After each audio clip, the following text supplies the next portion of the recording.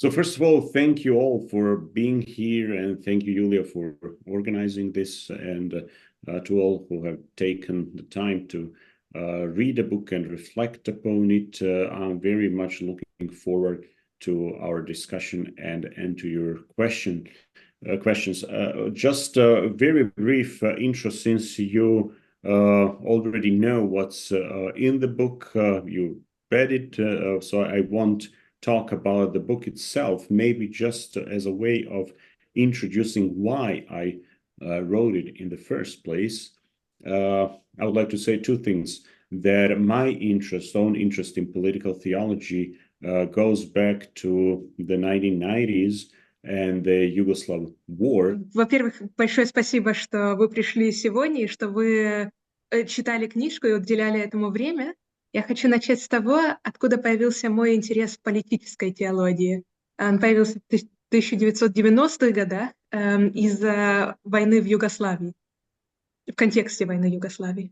As you know, whenever you have a major social conflict, and especially wars, there are various narratives, ideological narratives, trying to contextualize and explain one and other positions, why this is justifiable, why this is necessary, and so on and so on. И наверняка вы знаете, что когда есть большие конфликты, войны, то всегда есть множество нарративов, идеологических нарративов, которые пытаются оправдать, объяснить, какая сторона, почему. And especially when you have a conflict between different ethnic groups and there are different religions or divisions within one religion, it doesn't matter between these groups, then theological narratives are very important for constructing those ideologies. И когда война между несколькими этническими группами или между несколько религиозными, или, например, одна этническая, которая разделяется на несколько религиозные группы, то в особенности и богословские нарративы играют большую роль в процессе конструкции, объяснения этой войны. Also after 9/11, in a context that likes to perceive itself as very liberal, like United States, theological narratives were employed to actually justify the war and everything that was going on as a battle between good and evil. And of course, we, whoever that happens to be, we are always on the right side. We are the representatives of the good, and the others are ultimate metaphysical evil. И даже в контексте 9 ноября 2001 года, теракта в Америке, в обществе, которое само себя считает очень либеральным, пояснение войны, этого конфликта, в принципе, было богословское. Это было метафизическое пояснение войны и конфликта между добром и злом. И, конечно же, мы всегда на стороне добра, и поэтому оправдываем этот конфликт или наше действие в этом конфликте. In the context of Yugoslavia, of course, religious narratives played quite an important role. So the predominant faith within the Croatian ethnic or national context is, of course, Roman Catholicism. The prevalent one within the Serbian is Orthodoxy. And of course, among the formerly known as Muslims, now Bosniaks, it's Islam. So the conflict also in those Yugoslav wars employed those narratives within each of these contexts. Since I happened to have been in the Serbian context, since I was born in Bosnia and Herzegovina, but then when the war started more or less by chance, we moved to Serbia, visiting family, friends, my family actually, my mother and my sister. And so we moved there with the hope, of course, that things would settle down fairly quickly. Of course, it didn't happen. So I remained in Serbia. And since I was interested both in philosophy and theology, and since there was this extreme outbursts of nationalism in a variety of ways. Some of those expressions of nationalism building heavily on the Orthodox tradition or trying to utilize the Orthodox tradition for their own narratives. It was in some ways natural for me being interested in Orthodox theology to try to articulate my own position vis-a-vis what was going on in society. И особенно в Югославии, в истории этой войны богословские нарративы играли очень большую роль, потому что, возможно, вы знаете, эти три страны, в Хорватии, конечно же, доминирующая культура и религия — это римско-католическая церковь, которая играет большую роль. В Сербии это православная церковь, а в бывшей мусульманской части, которую мы сегодня называем Босния, это ислам. И я чуть ли не случайно оказался, в принципе, это было случайно, что я оказался в Сербии, я родился в Боснии, но мы были в гостях у родственников в Сербии, и так получилось, что я там остался. И так как меня интересовала философия и меня интересовало богословие, то это было, в принципе, нормально, то, что я погрузился в эту тему, потому что был вспых национализма, и не все, но какие-то из этих частей этого националистского движения, они строили свое понимание национализма на православном богословии, пытались его как бы надстроить, и поэтому я погрузился в этот язык богословский, чтобы выразить в нем мою позицию. And ever since I've actually continued working in this field, not regularly, not all the time, but I was very much interested in the political side of theological narratives, or how theologies can be utilized for the purposes of political agendas. И потом я продолжала работать вот в этих темах. Меня потом всегда интересовала политическая сторона богословских нарративов, как богословие может быть использовано или является использованным в разных политических ситуациях, со разных политических сторон. What triggered immediately the process of writing of this book was an invitation for a conference that took place in Vienna years ago that focused on Orthodox political theologies. So I was invited to present my own positions that at that time were fairly well articulated. It was first as a paper that was published, but then I saw that actually this would require developing many of those points just to clarify some of the positions that I have and how to place it within the context of dominant mainstream Orthodox political theologies, which is the reason why I started writing this book, and it took some 4 years to complete the work. Почему я написала эту книгу, что явилось таким знаком, что для меня, что ее нужно писать? Это была конференция в Вене на тему политического богословия. Меня туда пригласили, чтобы я высказал свою позицию. Она на тот момент уже была достаточно сформулирована, были уже публикации, но я понял в течение конференции, что есть много чего нужно объяснить в контексте современного православного богословия, в контексте его мейнстримовых позиций. И поэтому я начал писать эту книгу и писал ее 4 года. That's it. The floor is yours. Это все, что я хотела сказать. Теперь вы можете ставить вопрос. Я хотел бы начать с того, чтобы, если есть возможность у Марии, просто передать огромную благодарность Давору, за эту книгу, да, и за те смыслы, которые эта книга несет. Хотелось бы задать вопрос, почему Давор считает именно, что анархия — это то состояние, которое ближе всего приближает человека к Богу. Анархия — это безначалие. Бог, можно рассматривать, конечно, Бога как безначалие относительно к этому миру, но все-таки законы любви, да, если мы говорим о Боге как о неиссякаемом источнике любви, то все-таки у любви есть свои законы, а анархия все законы ломает. Поэтому, когда мы говорим об анархии, не боится ли он то, что просто те, которые пойдут, вот, которые будут дальше говорить об этом термине, да, они переиначат по-другому этот термин и дадут это просто абсолютную свободу, в том числе и от любви. Не превратится ли это вот в свободу от любви, скажем так? Спасибо.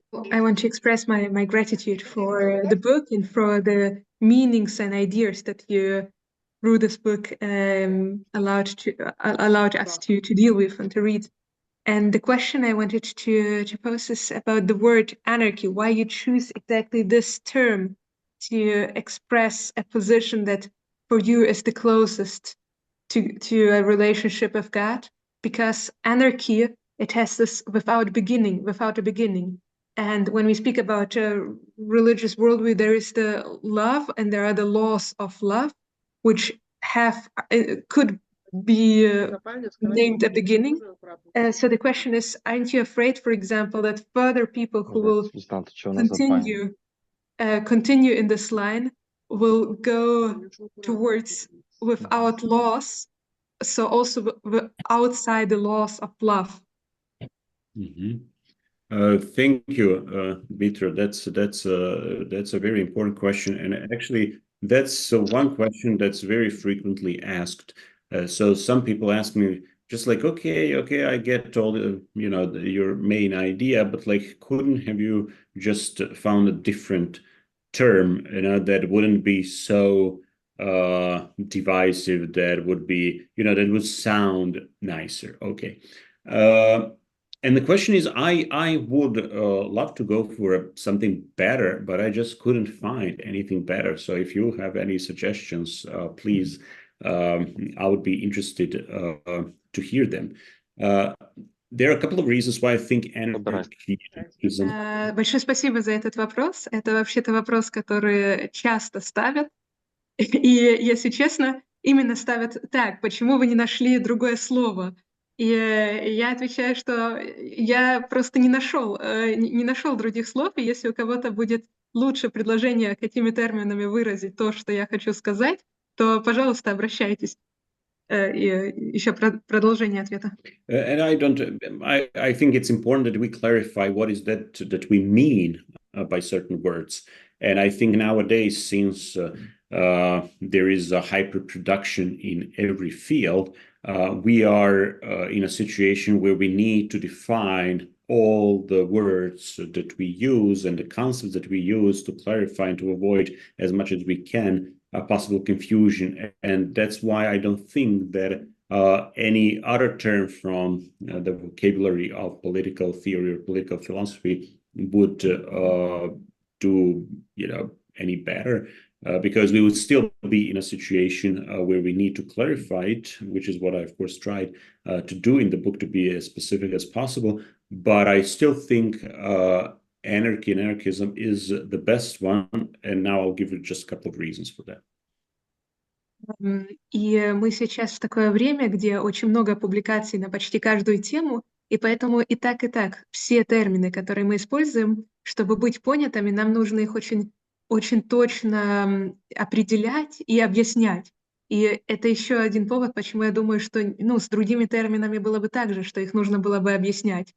И все равно есть несколько поводов, почему я думаю, anarchy — это все-таки лучший термин в этом, для того, что я хочу сказать. Я сейчас это объясню. I see the hand raised, so maybe you would like to intervene now. Вы бы хотели сейчас что-то добавить? Да, если можно, вот буквально перед тем, как говорит Давор, я вот можно с ним согласиться. Анархия — это то состояние свободы, которое дает самую большую внутреннюю силу. Вот это действительно так. Оно как бы дает очень большую эту внутреннюю экзистенцию. Вопрос другой — выход этой силы.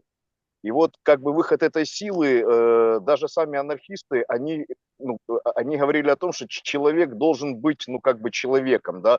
То есть анархист может быть гуманным, как бы анархизм — это не то, что можно давать каждому подряд. То есть, ну, это тот атомный заряд, который нельзя давать каждому подряд. Поэтому, с одной точки зрения, можно с Давором согласиться, что православный человек, который вот выходит из внутреннего состояния вот этого любви к творению, как я говорю, да, он может быть анархистом, он правильно распорядится этой энергией. Но с другой стороны, можно ли это, ну, как бы, можно ли это советовать всем, вот, и не видит ли он опасности тем, что он открывает, ну, этот источник силы, может быть, и потом и повернуться просто против хорошей идеи. Вот тоже такой, если можно, такой вопрос. Спасибо. Mhm. Yeah, it's almost the second question, but maybe I can interrupt and pose it before you start. Because yes, I also agree with you that anarchy is actually the best term, because it is a term which points to the greatest power, to the greatest freedom, and such also, and thus also the greatest power. But the question I also have is this this power has to be used in the right way, and it has to express itself in the right way. And if it's really should be open for everybody, like the nuclear power that was not given to everybody for free use, because it is a really dangerous power. And isn't there somehow a different form that we should give to Orthodox people? On the one hand, you said it means without a beginning, and that is one level of meaning where there is also an important theological message that has to do with freedom. And I tried in the second part of the book to explore that more closely, and to say how we can think of human freedom in metaphysical terms. Also based on some of the patristic sources, but also generally, like from the point of view of Orthodox theology, where freedom and love appear almost as synonyms. You cannot have one without the other. And out of this, and of course I build here on to a large extent on Nikolai Berdyaev, why this freedom is bottomless. And in that sense, without beginning, if it is to be metaphysically relevant freedom. В принципе, даже ответ на ваш второй вопрос, он содержится в объяснении, почему для меня именно это слово лучше и центральное. Вы правы, что там есть вот этот аспект архе без начала.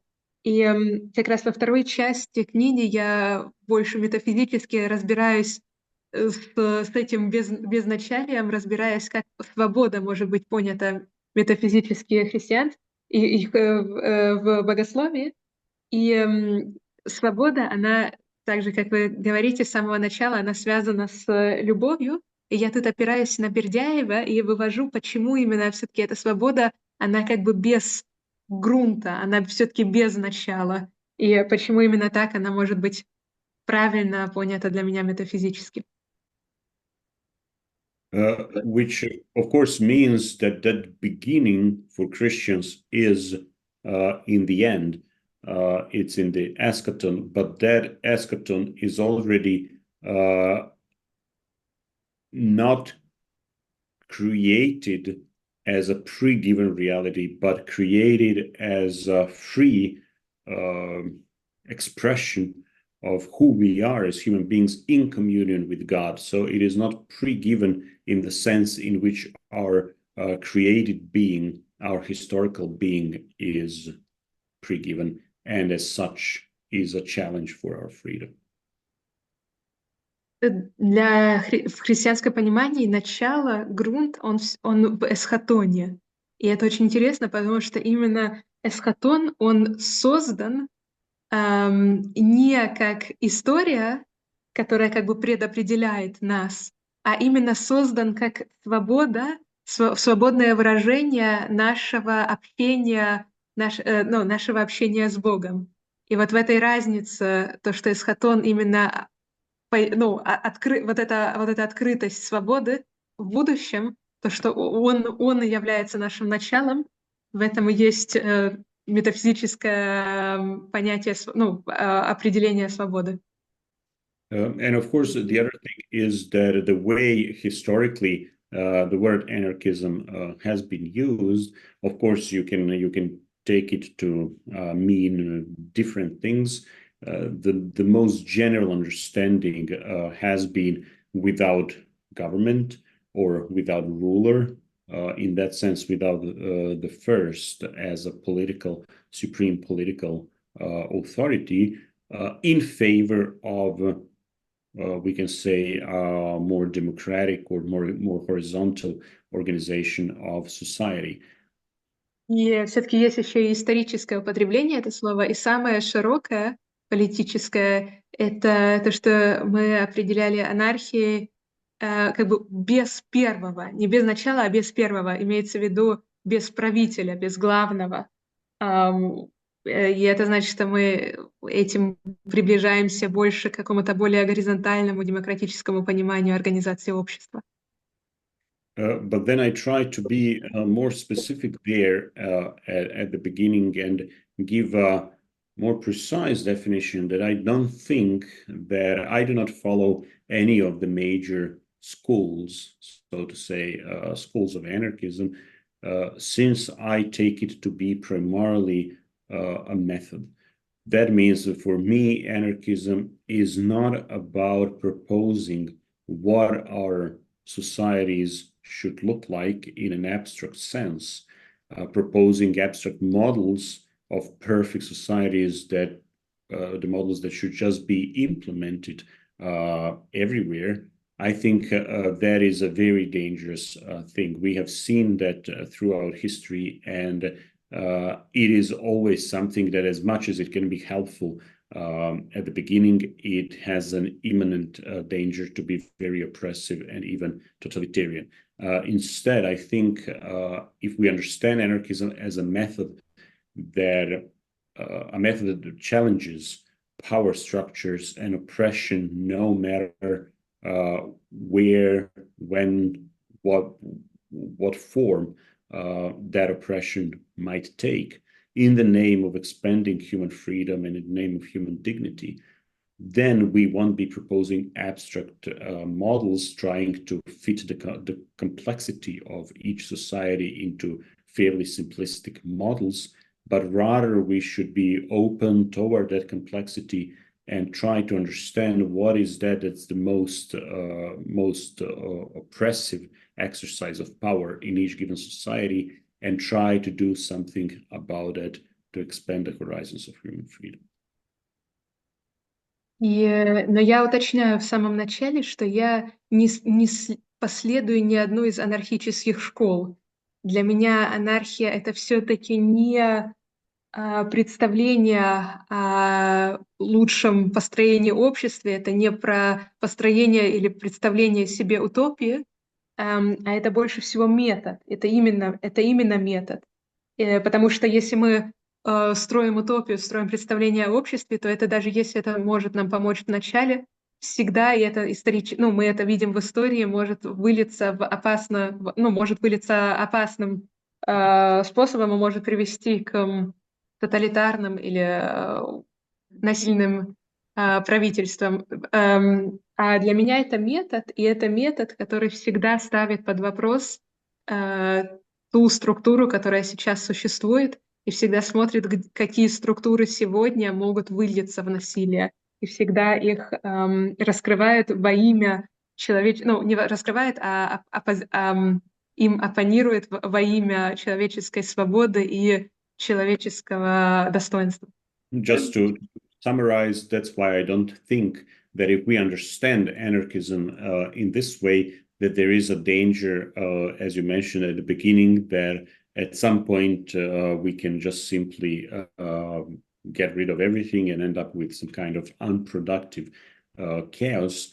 I think understanding anarchism as a method can help us precisely seeing that both chaos can be oppressive and order can be oppressive.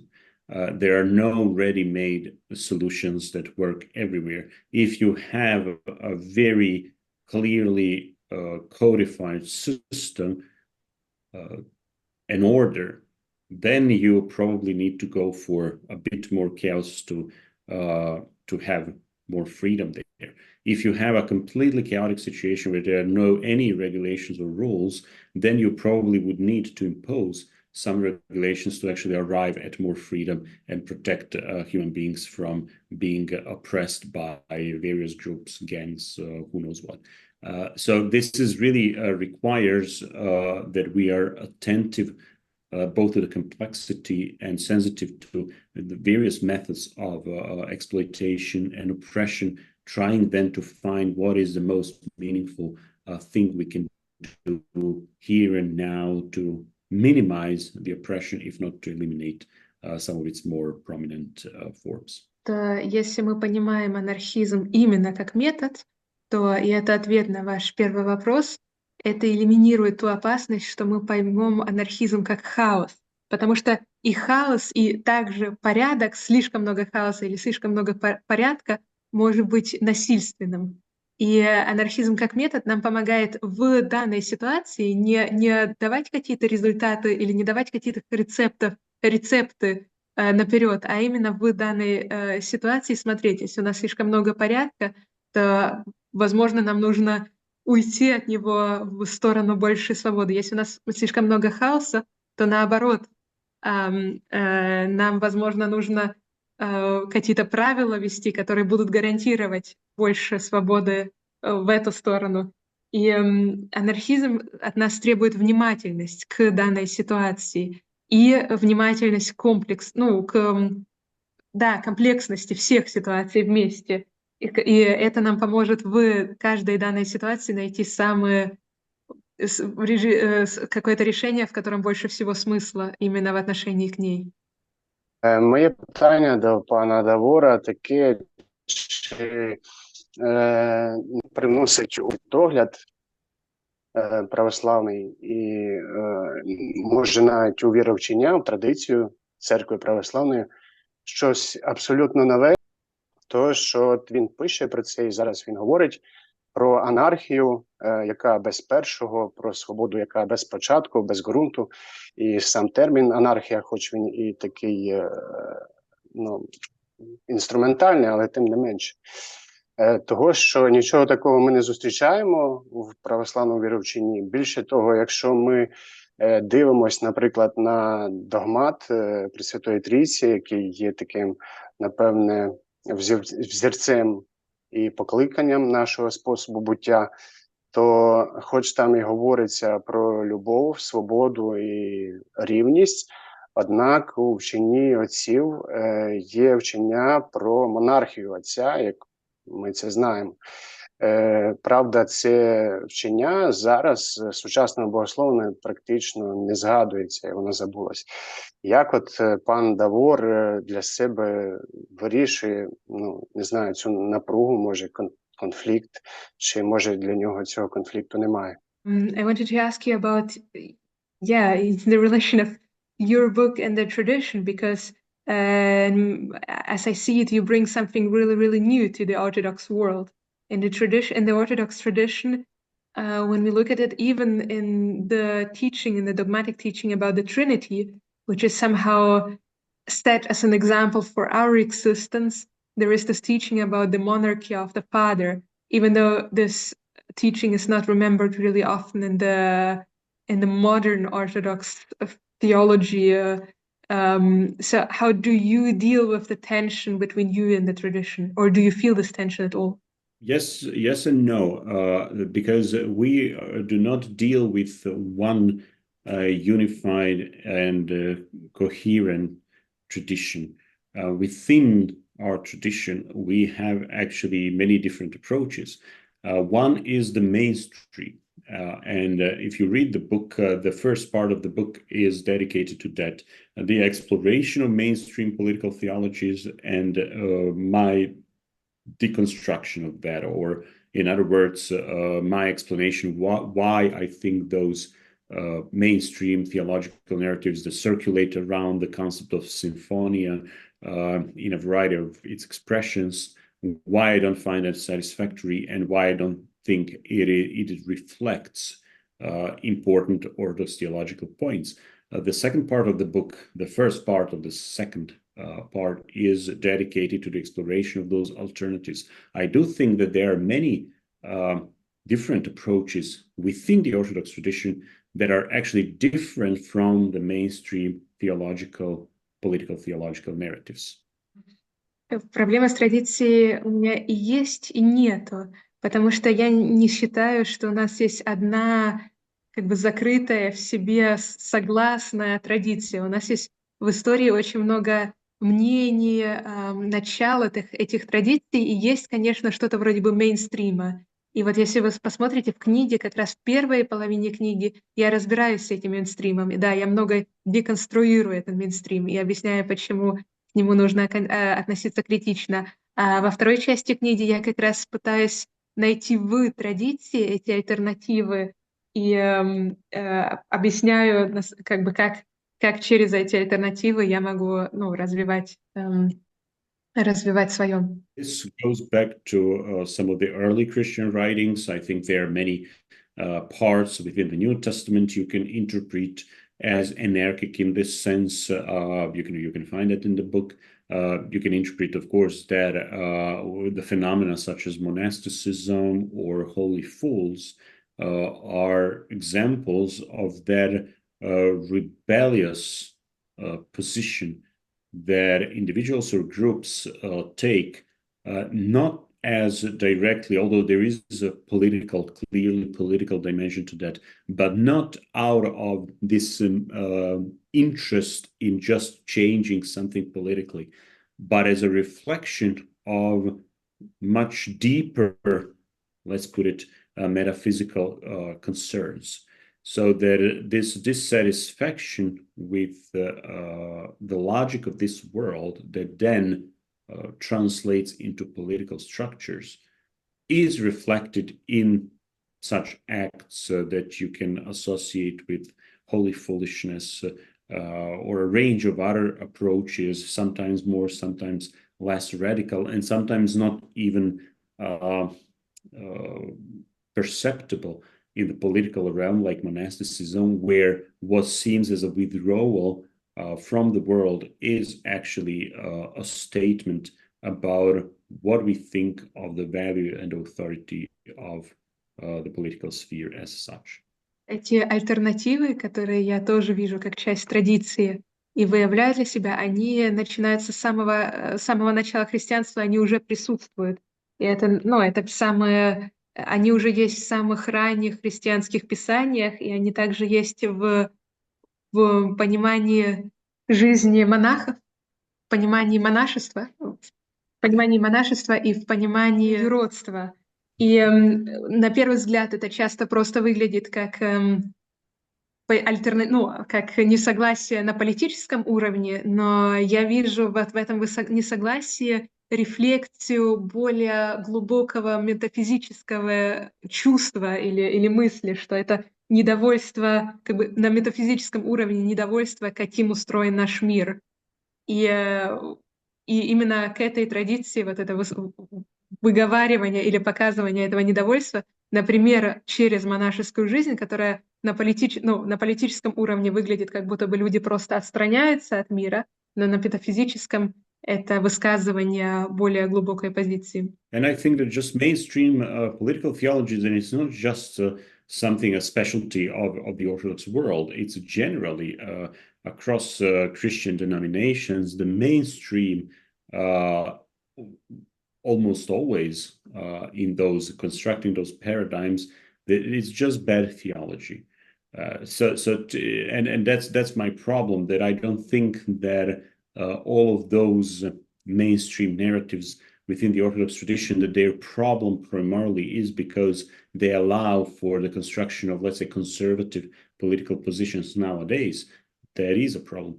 But the problem from a theological perspective is that I don't see that as viable, solid theological narratives.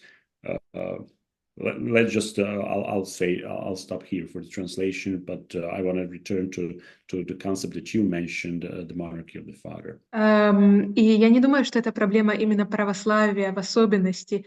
Я думаю другое. Я думаю, что именно мейнстримовое богословие, оно везде, во всех традициях, в принципе, является плохим богословием. Не мейнстримовое богословие выражает традицию. И это не значит, что я как бы не согласен с какими-то позициями традиции, потому что они сегодня могут нас направить на более консервативные взгляды. А я просто более фундаментально думаю, что вот мейнстримовая позиция — это вообще-то не является хорошим богословием, не является хорошим проявлением традиции. Но я сейчас еще вернусь к вашему вопросу про монотеизм, про монархию в учении Троицы, Святой Троицы.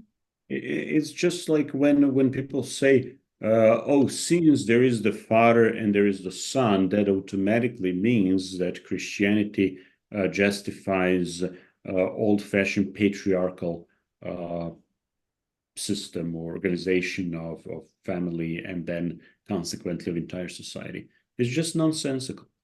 В принципе, это, плохое богословие. Некоторые люди думают, что если они укажут на то, что в Троице есть Отец и есть Сын, то это автоматически как-то показывает, что должна быть классическая семья, там, где патриархальная структура в семье, и отец рулит над семьей и над сыном. Это просто бессмыслица. And the reason is that, those theological narratives are just oblivious of the very fundamental insight that we have from the apophatic theology, that those words that we use and apply to those metaphysical realities, especially God, are approximations. They are, we know that they are false in one sense.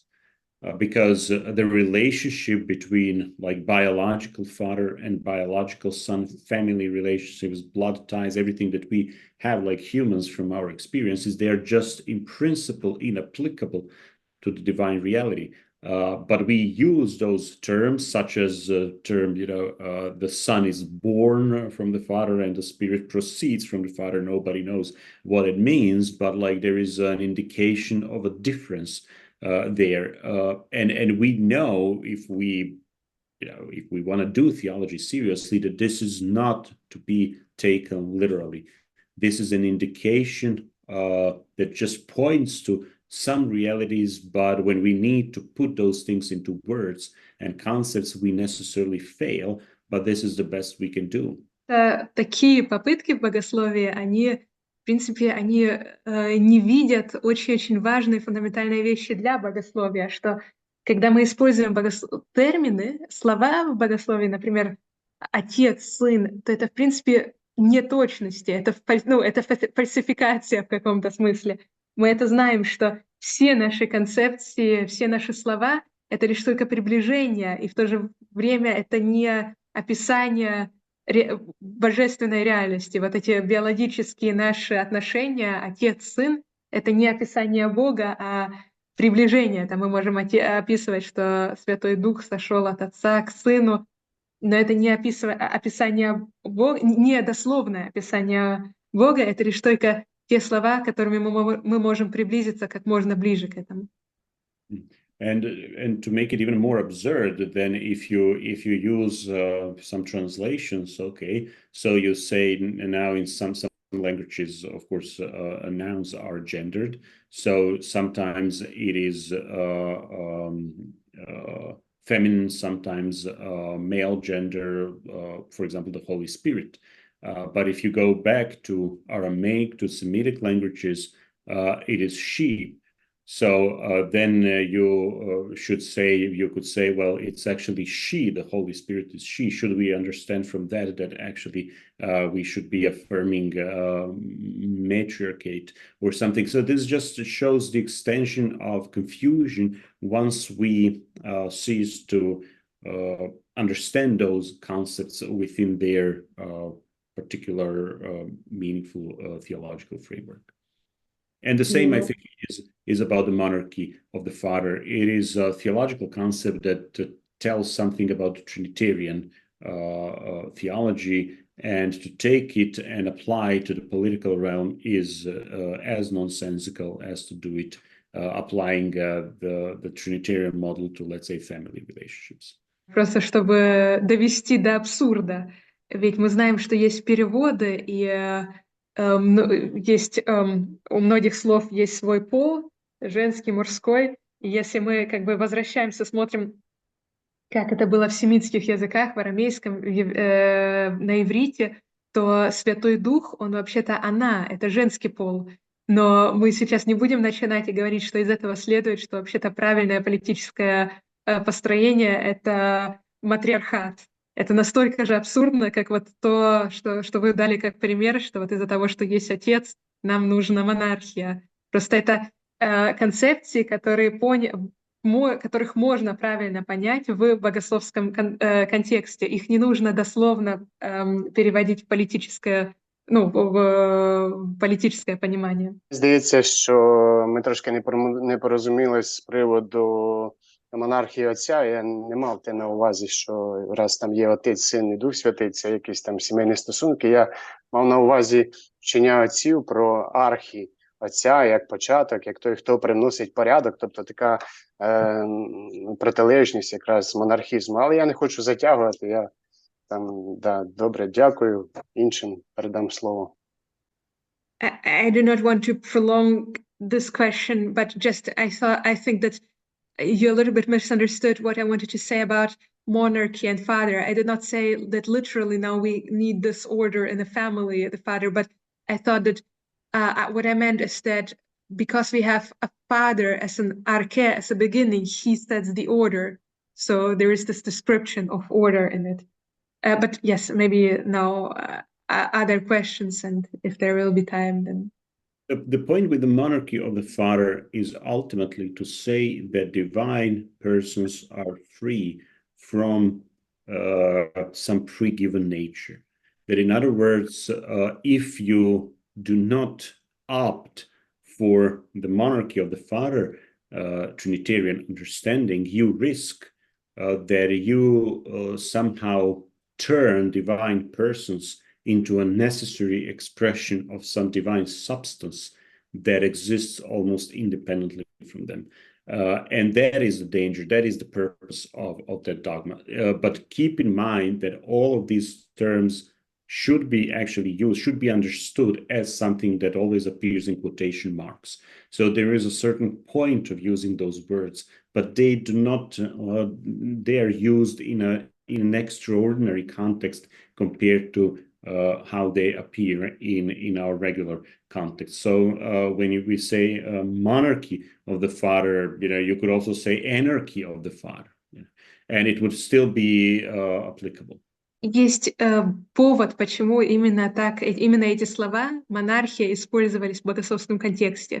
Этим хотели выразить, что у Бога нету обязательного природного начала, что у него нету субстанции, которая его определяет, и поэтому его ставили как его монархию. Но именно так имелись в виду эти догмы, и любое другое значение, которое, когда мы это читаем, нам нужно ставить их в знаке, будто бы оно так, потому что, в принципе, в другом контексте мы бы также могли бы сказать не монархия отца, а анархия отца. Или это также бы подходило бы по тот смысл, который там хотели выразить. I think maybe Yulia can ask, because it's her first question. Нічого страшного, пане Дмитро, якщо спочатку Юля скаже, що це перше питання. В мене просто є живе внутрішнє питання, відповідь на яке я шукаю сама собі і час від часу задаю різним теологам. І тут цікаво порівняти відповіді різних теологів з різних контекстів. Я собі ставлю це питання, спираючись на логічну антропологію, за якою людина створена за образом, а це означає, що в основі людини є свобода і любов, яка втілюється в акту творчості цієї людини. Маша, мабуть, половину переклади, а я далі продовжу. so the first half of the question, I have a real personal question, which is working inside of me. And from time to time, I ask different theologians this question because I search for an answer myself, and then I compare the answers of different theologians. So I will also ask you. And this question is kind of based on a view from theological anthropology that humans are made in the image of God. And I think this image likeliness is expressed in the creativity that that humans have, that they are themselves are creative, so they have this inner freedom. І тоді, спираючись на це, основне завдання християнина – це бачити ось цей образ Божий в іншій людині. І в останньому розділі Давор пише про те, що це таке ультимативне завдання, якою б людина поганою не була, але тобто намагатися пробратися через всі її рани і побачити ось цей образ. Моє питання звучить про те, а як, теоретично я погоджуюся, питання практики, як це робити в таких контекстах, як війна. І тому загальне питання звучить про, а яка взагалі роль християнина в контексті війни. І, тобто, тут хочеться від Давора почути, тобто, можливо, якесь теологічне обґрунтування, але більше мене цікавить його якийсь персональний досвід, оскільки він, ти сам пережив контекст насилля, війни, і тут більше цікавить персональний шлях, не знаю, пробачення або неможливості пробачити, так, все. So I understand from this, I understand that the main task of a Christian life is to see this likeliness, this image of God in the other person, in each other person.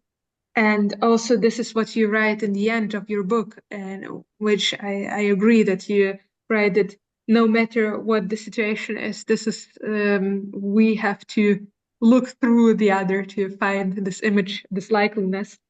And this is clear on a theoretical level, but on a practical level, we have the context of war. And I wanted to ask you, and you can answer it either on a or you can also give a theological answer, but it would be also interesting to hear your personal answer from experience, because you also know the context of war, how to live this in war. It's the topic of forgiveness, non-forgiveness. Yeah, thank you for that. That's a very important thing. I was lucky that I didn't have any close family members who died in the war, for instance. And I would never trust, not only in that case, but in any other case, my own strength as a Christian or aspiring Christian to be, to actually be able to exercise to a significant or full extent of what we, how we should react, how we should love, if we are truly, really free.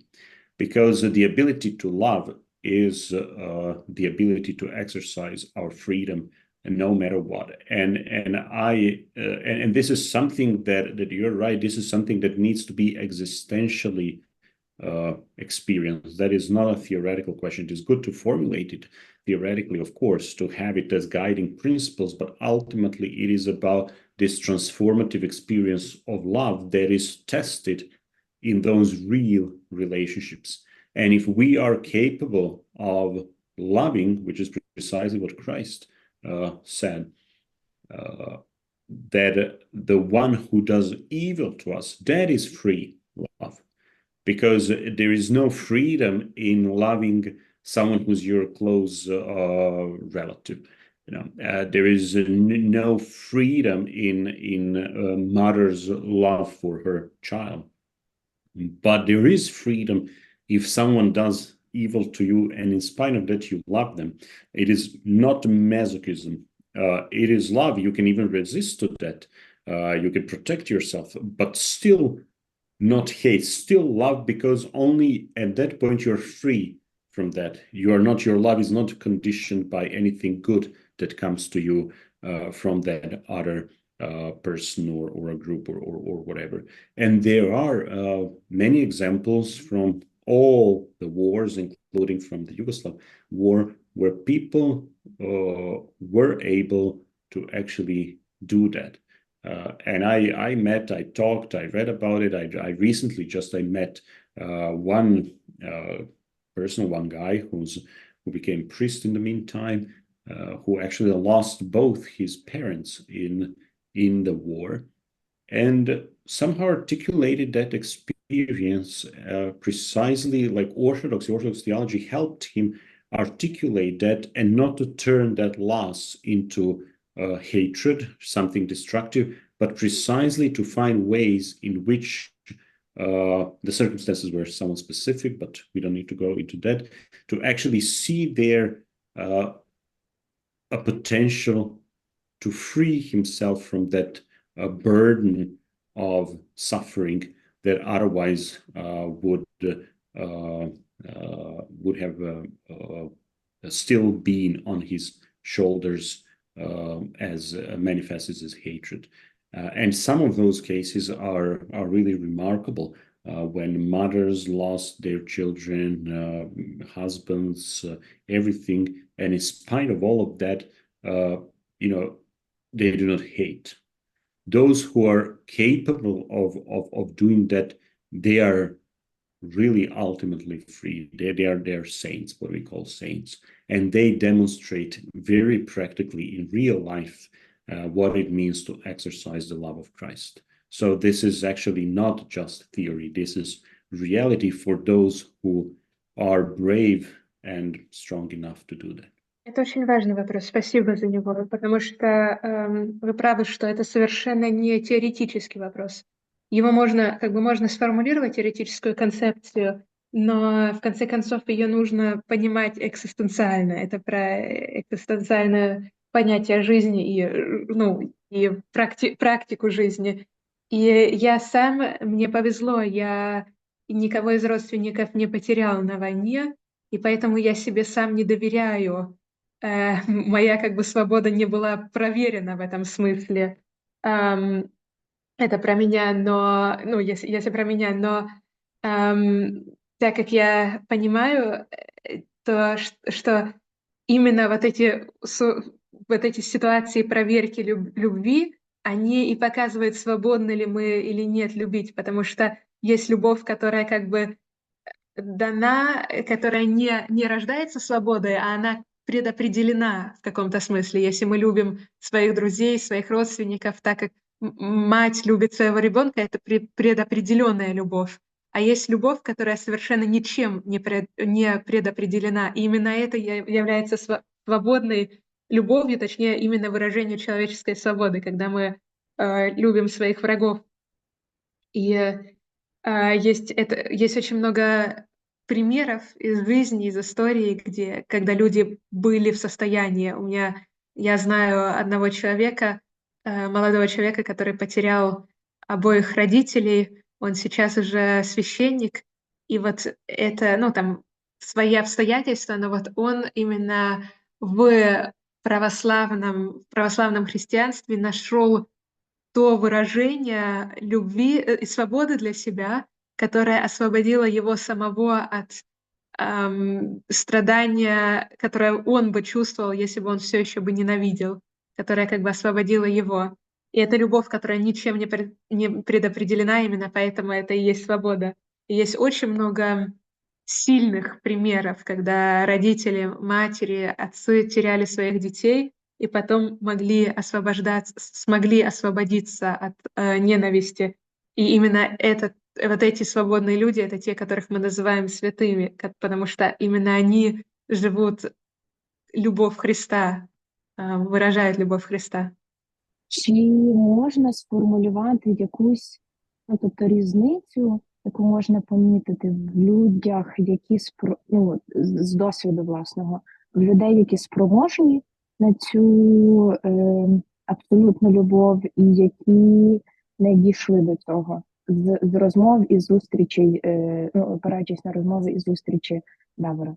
continue this question, could you maybe again from your experience somehow characterize the difference between those people who are able to love in such a way and those people who are not, again from your encounters with those people? Not really. I mean, and it's complicated, and I don't think it is conditioned by anything abstract.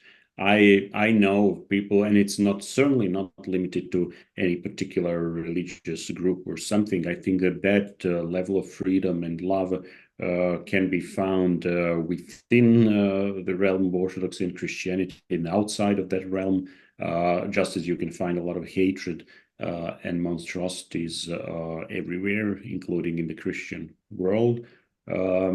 I think it has to do with many different factors, and primarily with individual human beings and their ways of making peace with themselves and the rest of the world. But I do think that even if we are individually incapable of overcoming that hatred, at least for now, at least in a certain period of time, we should still affirm the principle, because it points into the right direction.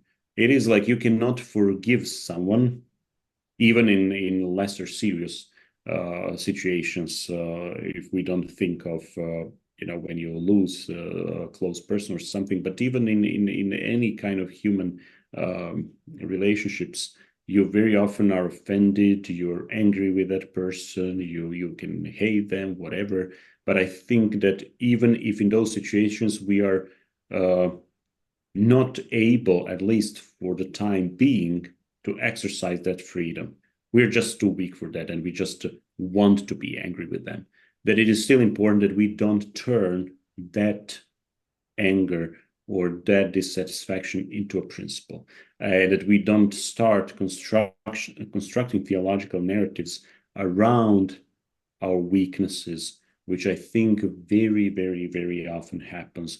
That's what you find in theologies of war, that you find in theologies of many different things, when we do not cope with our weaknesses, but we actually turn our weaknesses into theological principles. I think it is just fair to say, I am too weak to be doing this and that, to be exercising that freedom and love, but in spite of that, that's what we should be doing. That is the ideal, because that is the only way to actually be free. Не думаю, что есть какая-то фундаментальная разница между этими двумя группой людей. Это ничем, опять же, и это тоже ничем не предопределено. Это не, эти люди не только из одной из религиозных групп. Есть есть такие люди, которые в состоянии простить, есть и освободиться, и жить свободными, есть в самых разных религиозных и нерелигиозных группах, так же, как есть очень много ненависти и внутри христианства, и за его границами. И это, наверное, связано с многими индивидуальными факторами, как сам человек ищет примирение с самим собой, и с миром. И от этого многое зависит. Единственное, что я думаю, что очень важно, что даже если мы сейчас, на данный момент, не в состоянии с чем-то смириться и что-то простить, и в чем-то быть настолько свободными, очень важно, чтобы мы из этого не делали богословский принцип. Даже в то время, когда мы не примиряемся с чем-то, мы все равно должны держать перед нами вот это направление, что правильный богословский принцип — это все-таки свобода и прощение. И очень часто люди, которые не в состоянии простить, они сердятся и на себя, и на ситуации, и поэтому начинают менять само богословие, строить из своей злобы новые богословские принципы. И самое важное, на первый момент самое важное избежать этого. Правильно было бы все-таки, даже если в то время, когда мы не в состоянии простить, просто честно признаться, что сейчас я слишком слабый или слишком слабая для прощения, но все равно это является правильным направлением. Тож, в мене насправді два питання, але почну з першого, потім, якщо буде час, додам. Перше питання дуже загальне і навіть таке уточнююче. Наскільки я розумію, ваша теологія ґрунтується на, скажімо, апокаліптичній та профетичній пророчій традиції та оклику до подолання, скажімо, гріховних, відпадших соціальних та політичних ілюзій цього світу. І я загалом з цим погоджуюся, тому що це дійсно ключове для, напевно, християнської свідомості. Але з іншого боку, чи означає цей пророчий апокаліптичний поклик до подолання, скажімо, обмеженості нашого сучасного політичного і не лише політичного існування, до того, що політичне життя як таке, скажімо, в своїй сутності є відпавшим, корумпованим і так далі, що взагалі нічого доброго в цьому житті немає. В цьому політичному житті, маю на увазі. Чи правильно я це бачу, тому що бачу це в деяких місцях імпліцитно, а в деяких навіть експліцитно. Two questions. I'll first ask the first one, and then maybe there's time for the second. And the first one is quite general, but also detailed. It's more or less, to understand it better. Because you, as I understand, your theology is in this apocalyptic tradition, which wants to abstain from all of this fallen world, to overcome all this fallenness, or everything which is fallen in this world. And that would mean, and sometimes I read this in your book explicitly and sometimes implicitly, that all of political life is fallen and there's nothing good in political life as such. Would you say this is true? Даниил, правильно я поняла твою? Yeah, that's it. Again, yes and no. Yes, in principle, because I do think that the political realm is one of the most of the realms where the quest for power and domination and oppression is most clearly manifested.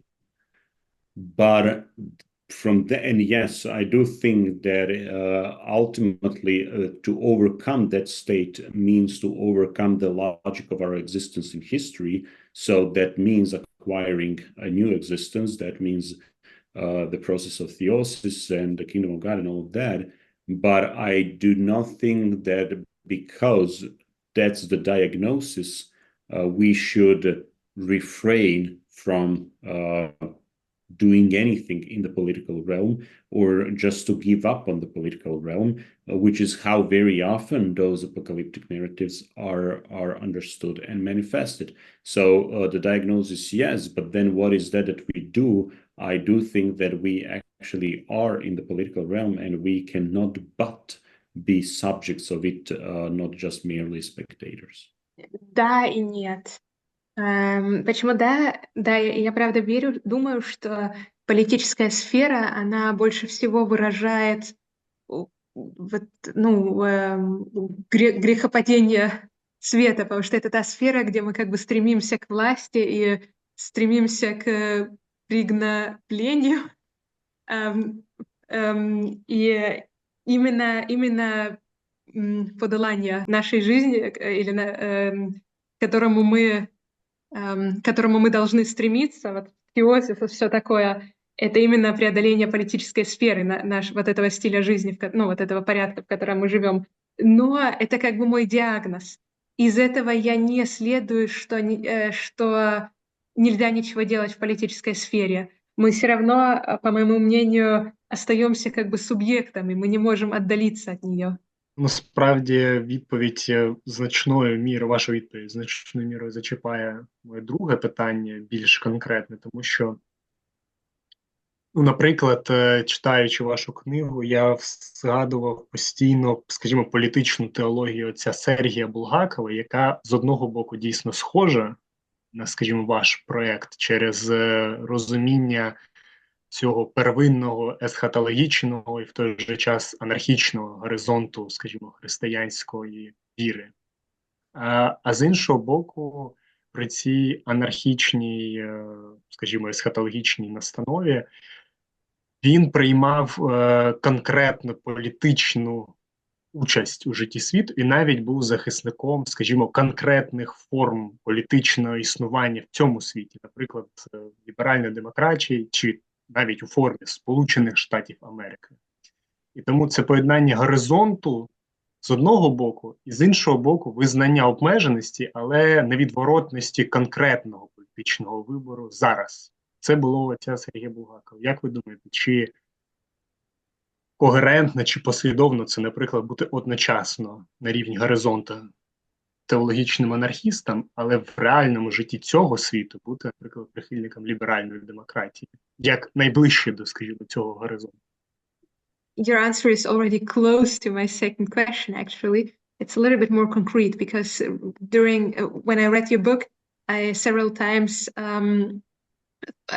thought about the political theology of Sergei Bulgakov, who in some way resembles, so it's maybe in several ways close to your, let's say, political project or theological political project, because he also has this eschatological and also anarchic horizon. But at the same time, he did not refrain from political action and also from a concrete political position in the situation he found himself. He was active as a politician even, and he also took this position of liberal societies and worked towards them. And how do you think, what would you say, is it coherent to, on the one side, have this eschatological, anarchical horizon in saying that no worldly order can reach this, but on the other hand, take a concrete position and a political action, saying that this is the closest we can get today now towards this eschaton? I do not see any contradiction between having this eschatological orientation and seeing only in the eschaton the ideal mode of existence or of organization of society, all of this in quotation marks, because we are talking about a different changed existence, different logic of existence. So you can have that orientation and those beliefs, and you can, of course, take practical. It's just like, it's like, to me, sounds almost as asking, like, is it consistent to be eschatologically oriented and believe in the kingdom of God and eat a lunch? Yeah, like, it's not inconsistent. It's not because you'll be eating lunches or having nice ice creams in the kingdom of God, there won't be a need for that. But there is a need for that in history. But then you can ask yourself, okay, what is that we eat?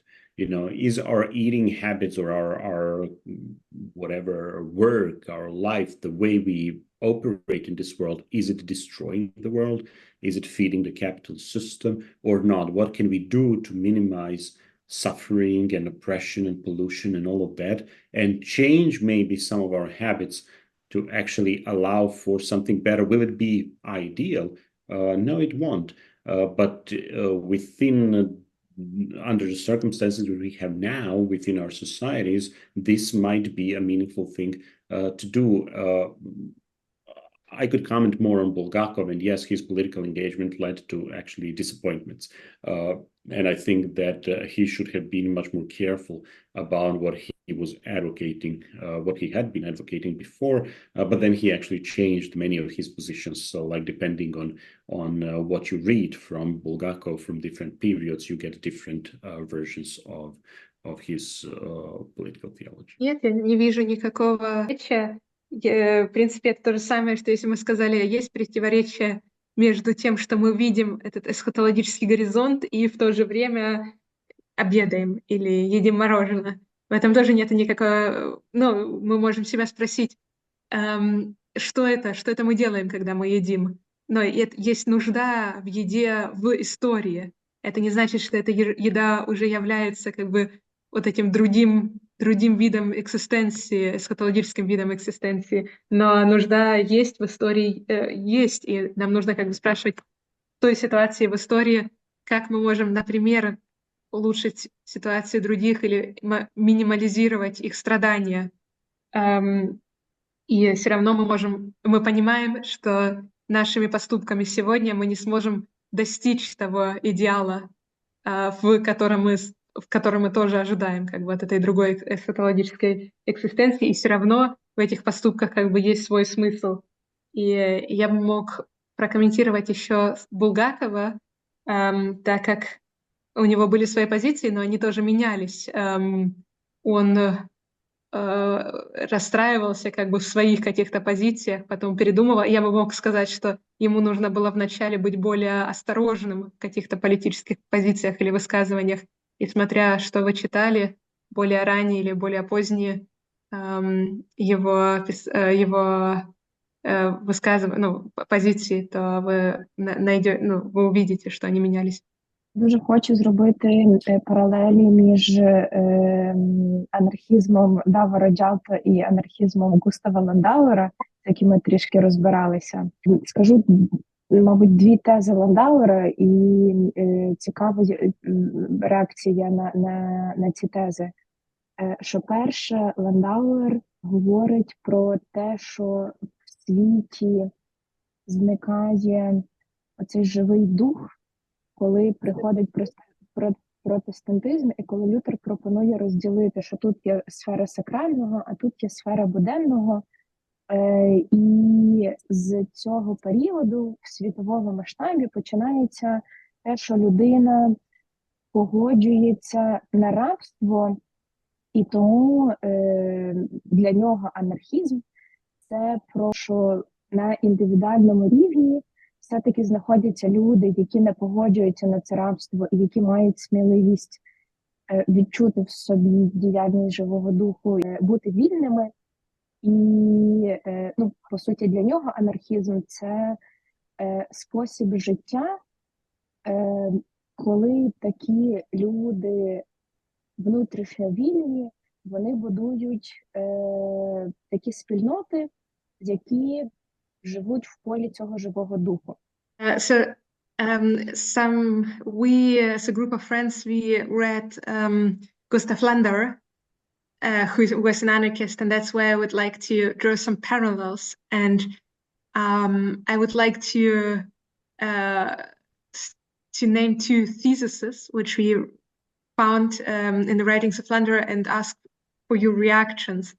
And the first thesis is, for Landauer, an important term is spirit, and the world can be full of the spirit, and the spirit disappeared when Luther came up and divided, draw a line between the spiritual, the divine world and the secular world, not divine world, but sacred world.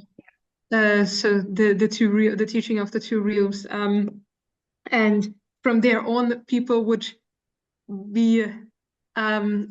agree to slavery. And for Landauer, his anarchism was when people inwardly would not agree to slavery, but inwardly would build these new connections, which are the expression of the spirit of communion between people. And when people are inwardly free, find this freedom, and build a way of life where they unite and have small new communities where they kind of practice this other way of being in communion in spirit. That would be his anarchism. Тобто і через життя ось цих маленьких живих спільнот вони, в принципі, своїм способом життя пропонують оцю живу енергію свободи всьому суспільству. Тобто ми можемо сказати, що це пропозиція Ландауера на те, як може бути організоване суспільство, і випливаючи з цього, з таких аналогій, ваша пропозиція на можливу організацію, не знаю, суспільства за анархічними принципами. Тобто, хоча я розумію, що все залежить від контексту, але все одно, чи є не шаблон і не система, але якесь бачення не лише міжперсональних відносин, а життя більших, скажімо так, груп людей на принципах православного анархізму. And that's why Lander, even though he's an anarchist, he somehow has a concrete proposition not for society, but his proposition is that those people who kind of free themselves from slavery and build this community and exercise is an important exercise, this way of life, they influence also the rest of society because they kind of bring the spirit into all of society. And if those communities exist, this turns around or has an influence on the rest of society. So that is kind of his proposition of anarchy. And an analogy I wanted to ask, even though you said that you don't have a system and everything depends on the context, but do you have such a proposition when it is not about only individual position in life and an individual critical position, but when we speak about groups of people, how can they live together? I do have many propositions, but there we need to differentiate between whether our proposals are primarily or exclusively politically oriented, is our motivation to change something in society, or is our perspective and our goal primarily Christianity motivated? I don't think that these positions necessarily need to be in a collision, but they're certainly not the same. So I do believe that the same strategies can be used, but still Christians, if that is the primary motivation, will be primarily interested in something else, and then that comes first, and then political action second, as opposed to concrete proposals how to change our societies that can be just secular as much as one can be secular. So yes, actually, my book on Beyond Capitalist Dystopia ends, it's not theology, it's, let's say, political philosophy, where I try to decode what is that's like the most problematic aspects of the global society in which we live, and what are the steps that under the circumstances we can take as groups or societies or individuals, if nothing else, to actually start creating a context in which a major change would be possible. So I don't see, but that, as you said, it needs to be context specific. So if we are analyzing now, if we want to do something, we should be asking, okay, what is that we want to do? Do we want to improve the situation in societies we live? Do we want to create transnational networks that we can use to influence this, that, or that? Do we want to use the system of education or the media to actually influence that realm, or a multiple of these choices? And then the choice of strategies will, of course, depend on our goals. Да, у меня, правда, у меня много предложений, но в первую очередь нужно разделить. Есть предложения политической природы, а есть как бы предложения, которые стремятся в христианские круги и как бы про христианство, про христианский вид жизни. И это не обязательно противоречие, но их нужно разделять. Если мы как бы говорим, что такое христианский вид жизни, чем могут быть христианские цели, то они в первую очередь не политические. Они сначала иные, и лишь только во вторую очередь они могут быть и политическими тоже. И если говорить про конкретную ситуацию, да, вы правы, у меня как бы все зависит от контекста. Но я написала книгу, которая называется «За капитализмом»,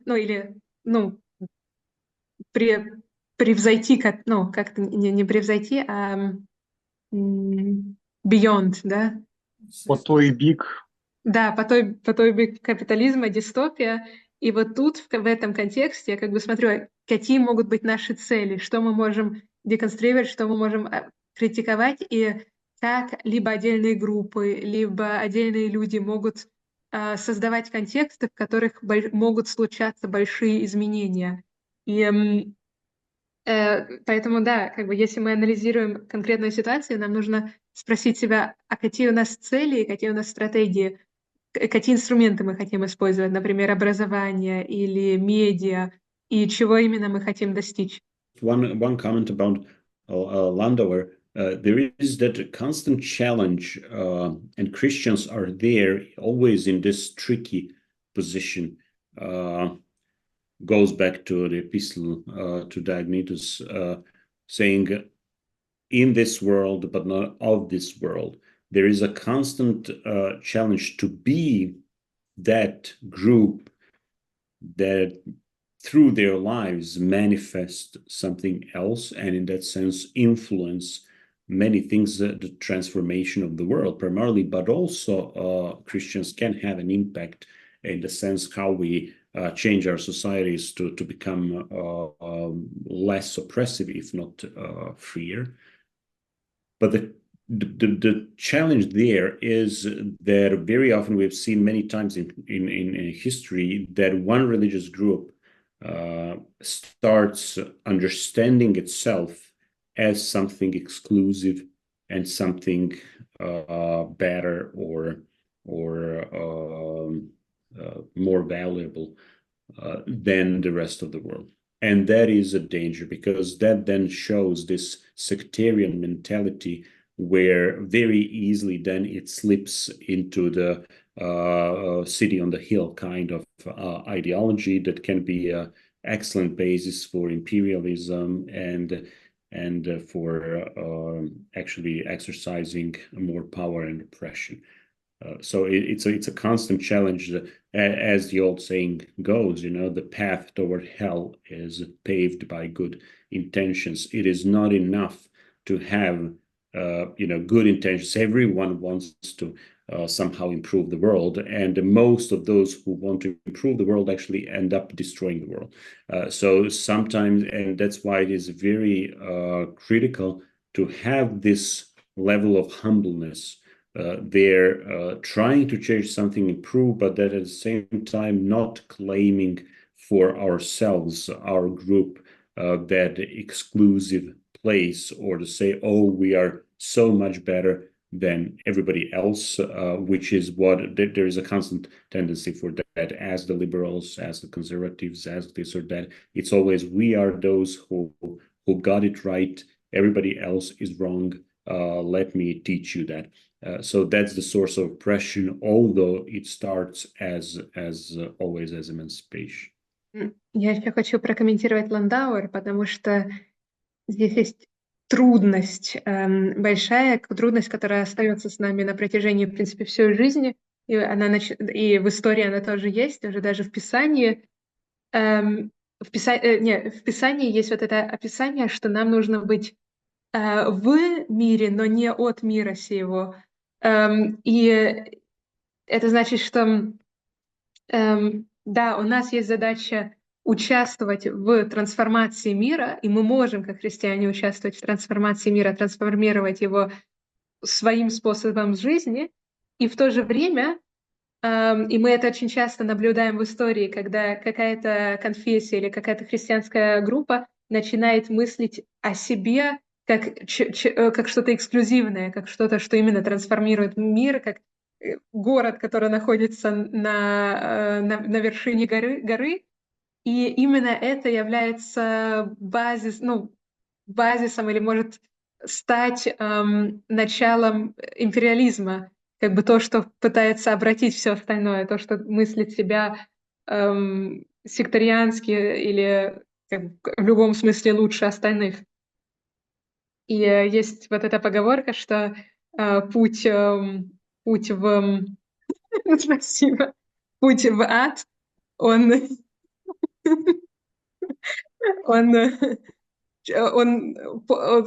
нем очень много добрых намерений. Он как бы асфальтирован добрыми намерениями.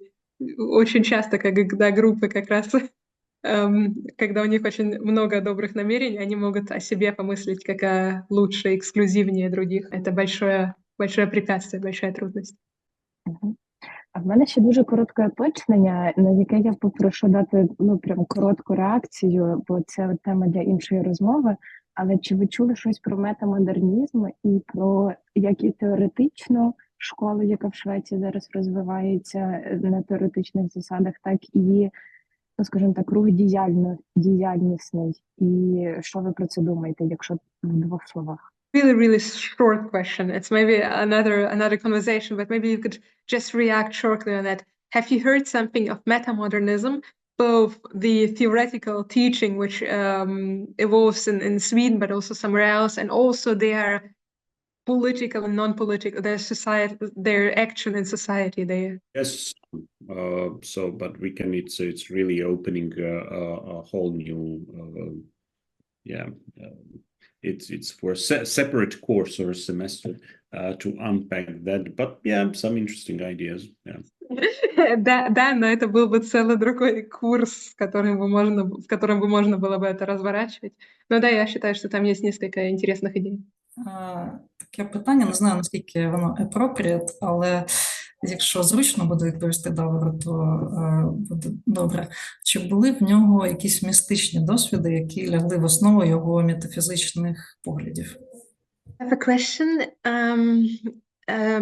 Did you had any, let's say, mystical experience in a broader sense which led to your metaphysical views?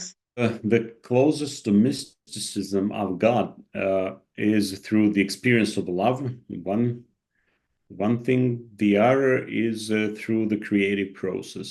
But no, actually, that is I didn't have any of those experiences that many people had as an initial point or an inspiration for exploring more about Christianity or joining Christianity, some revelations or whatever. Not really.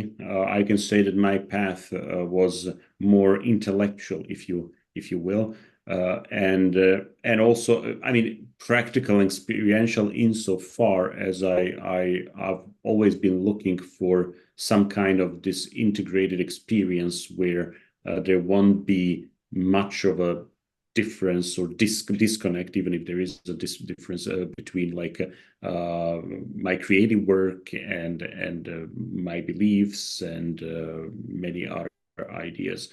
But I think generally that in the experience of love, that is quite a mystical experience.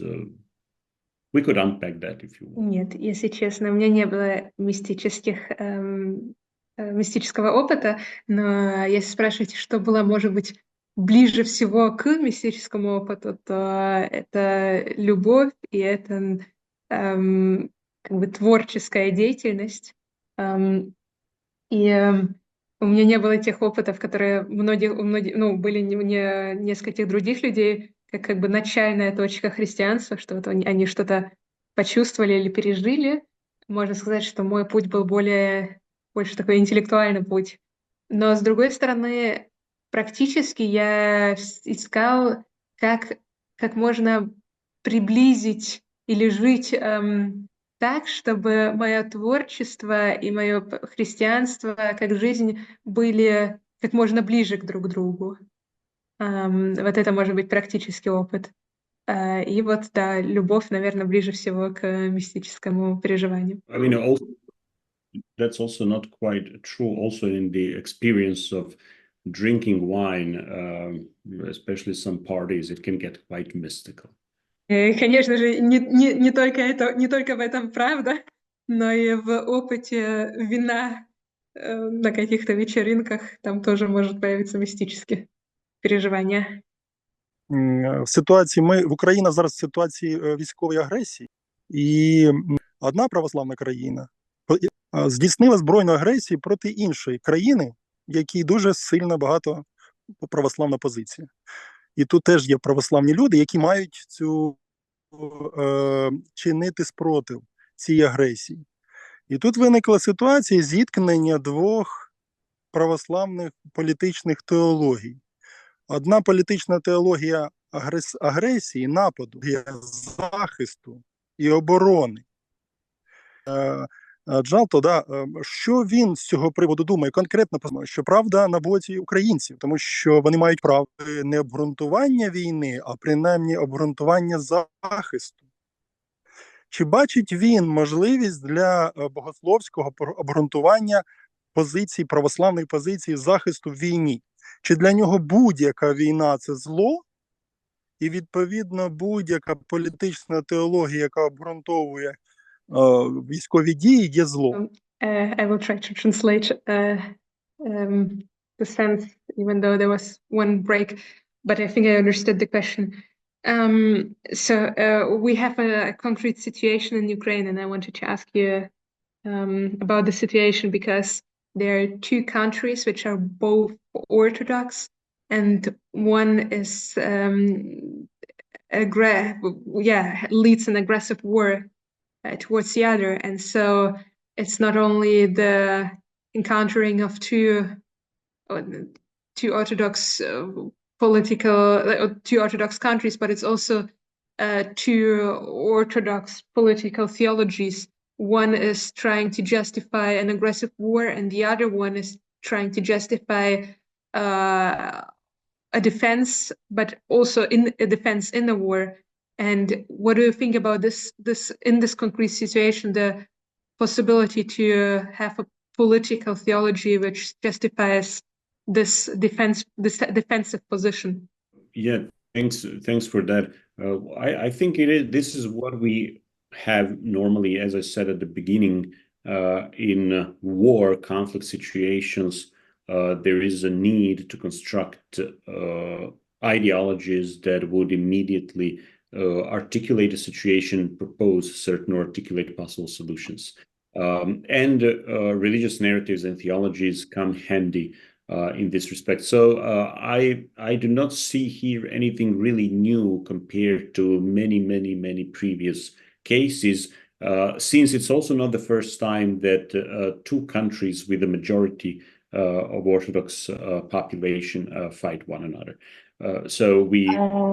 Так, дякую за запитання. Це те, з чого, в принципі, починається будь-якісь протистояння військове в тому, що ми маємо сконструювати тобто ідеологічні наративи, на яких вони тримаються, це протистояння. І, по суті, насправді тут немає нічого нового, через те, що в історії вже було не один приклад таких війн і військових конфліктів і протистоянь зі схожими схемами. In every conflict, especially conflict of this scale, and complexity, it is, I always tend to see different reasons and different goals, and they normally do not have primarily anything to do with specifically theological concerns. They reflect bigger realities, imperial ambitions, economic interests, and so on. Кожен контекст, а особливо це військове протистояння, має дуже різні шари, причин, цілей і так далі. І тобто в цій війні дуже багато причин, які економічних, політичних, імперських, і насправді не так багато, так скажемо, теологічних причин і обґрунтувань. Christianity and Orthodoxy is that you cannot, unlike in some other religious narratives, it is very difficult to use it to construct narratives that would justify violence, the killings, and all these things. Проблема в християнстві і в православ'ї в тому, що там не так багато, там немає елементів, які можуть виправдати несправедливість і виправдати війну і агресію. But of course, it doesn't mean that we have shortage of theological narratives that try to do precisely that. Звісно, не означає, що ми маємо якісь теологічні наративи, які це роблять. In the whole theology, you have a fairly well-developed theology of war in the Christian context, and you also have Orthodox variations of that. В загальному теологічному контексті є насправді дуже добре розроблена теологія війни, і так само в православному контексті. And the majority of those approaches talk about just or justifiable war. Більшість з цих дискурсів говорять про справедливу війну. And of course, they're based on the ancient Roman theory of justifiable war.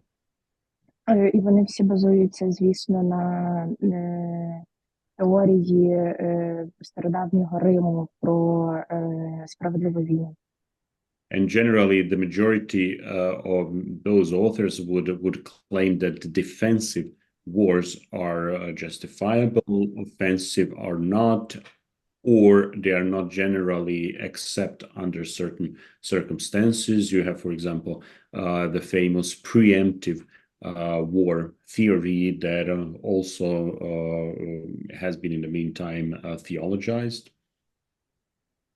Ну, і більшість цих наративів – це, звісно, про те, що війна, яка захищає, це справедлива війна, ту, яку можна виправдати, а війна, яка нападає, вона агресивна і, боже, знову це слово oppression, і, ну, типу, та, яка пригноблює. We generally have, like, the majority of those approaches would say, well, just defensive wars are justifiable. Offensive wars are generally not justifiable except under specific circumstances. And within this framework, we also have preemptive war theory. And there are some attempts to, of course, justify even that on theological grounds. Большинство таких попыток или таких богословских теорий, они как бы говорят, что война, которая защищается, ее можно оправдать, агрессивная война, ее нельзя оправдать, и в то же время есть попытки, как бы, которые пытаются оправдать войну, которая начинается, ну, чтобы не началась другая война, да, как бы которая не защищает, но все равно ее пытаются тоже оправдать. There are very few, but there is even that in the literature of those who perceive war in itself as a virtue. We actually have also those authors who would claim that there is something in the war in itself that demonstrates some kind of virtue, and believe it or not, they're Orthodox people, even priests or former priests, who advocate something like that. И в литературе у нас даже есть те, которые называют войну, саму войну, саму по себе добродетелем. И верите или нет, у нас есть, ну, есть православные священники и богословы, которые такого мнения. I think that on this question, this is one of the easiest ways to test one's theology, whether it is a meaningful theology and whether it's an Orthodox theology on the question of war. Я думаю, что это чуть ли не лучший такой индикатор, с помощью которого можно проверять богословие, правда ли они христианские, правда ли они православные. Вот эта тема войны, вокруг этой темы. And I think it was formulated very well by John Zizioulas a long time ago in one interview, I think more than 20 years ago. Его сформировал, его очень-очень хорошо озвучил Джон Зазиулас в интервью уже более 20 лет тому назад. When he was asked precisely about the question of the Orthodox approach to just war, to war and to particularly to a just war. Его там спросили как православие относится к справедливой войне. And he said, I think very correctly, that this is one of those cases where we need to embrace the paradox of our existence in this world, and if we want to stay true and faithful to our faith, we need to acknowledge that there are circumstances under which whatever you do, you will fail. You'll make a mistake. И он ответил, что вот это как раз тема, в которой нам придется признать парадоксальность нашего существования в этом мире, что есть те контексты, те ситуации, в которых любое решение ошибочное. He said, if we are exposed to an offense, if somebody is attacking us, this us can be just a couple of us, a group of people, doesn't matter. Let's say, let's take just an abstract theoretical model. There is someone coming over to kill us, our family, our neighborhood, doesn't matter. Он говорил, что вот если мы оказались в такой ситуации, скажем, к примеру, абстрактно, что вот на нас напали, мы являемся группой, другая группа или отдельные люди на нас нападают. If we have in those situations the responsibility for those who cannot defend themselves. В этой ситуации на нас лежит ответственность за тех, которые не могут себя сами защитить. And then he said, committing murder, if we, in those situations, we don't have a choice but commit a murder. В этой ситуации у нас нет выбора, кроме как убивать самим. Because if we don't do anything, unlike in situations when it's only about us individually, where we can follow the gospel and then say, well, if they come to us, we can just accept that as a sacrifice. So we do not want to react aggressively, and in that way we can also exercise Christian love. So unlike in those situations, in this situation, our choice not to do anything can lead to those who cannot protect themselves being killed. And in that case, we are responsible indirectly. We also participated in that murder. Именно в этой ситуации мы тоже ответственны. Если бы речь шла только о нас, то есть вот этот христианский ответ, в котором мы себя видим как что-то, что отдает себя любви, что-то, что жертва, как жертву любви. Но если речь именно о других, то у нас нет выбора. То если мы не будем действовать никак, то эти другие будут пострадать.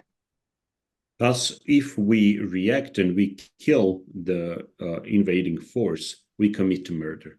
If we don't react and don't commit that murder, we are also responsible for participating in the murder of others. And his solution was, there is no easy way out. In any case, we are committing a murder, but then it is up to the repentance and to God to actually resolve this in the kingdom of God, because within the boundaries of history, this will not be resolved, because the criterion cannot be abstract justice. The criterion cannot be abstract moral norms or a legal framework. In those cases, the only justice that we believe can happen and ultimately will happen is God's love, and God's justice is manifested as love that can overcome those necessities that our existence is tied with, which is, by the way, now I'm adding my own footnote to that, which is why I think that the political sphere is necessarily tied to this logic of existence that ultimately represents a challenge for our freedom. И в этих случаях как бы неважно, как мы действуем, мы берем на себя вину убийства. Если мы ничего не делаем, то мы также ответственны за те убийства, которые происходят. И если мы начинаем убивать, мы ответственны за убийство. И поэтому мы как бы ограничены нашей позицией в истории. И единственное, что может нас освободить, это Божья любовь, которая, не является каким-то абстрактным понятием справедливости, а которая за пределами и как бы пробивает эти несправедливости истории, в которых мы находимся. И все равно мы пробивает те нужды, в которых, те ситуации, в которых как бы хорошего выхода нету. И я хочу добавить комментарий к тому, что я говорил о политической сфере в целом, что это тоже является такая нужда, в которой мы находимся в истории. Мы обязаны как бы находиться в этой истории, и которую Божья любовь пробивает. But I think it is important that we take a responsibility there instead of appealing to abstract principles that will make us look good in our own eyes or justify what we do. We need to take responsibility and say, yes, we live in this world where paradoxically enough, out of love, we can commit crimes. And in some situations, there is simply no easy way out. So we need to take responsibility, but what we can do is not to end up in hatred that would actually make the act of love that produces a murder, for instance, or some other harm that will render it meaningless.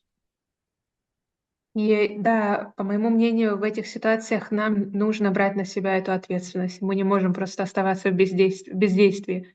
Нам придется брать на себя, нам нужно брать на себя ту ответственность, которая ведет нас к греху убийства.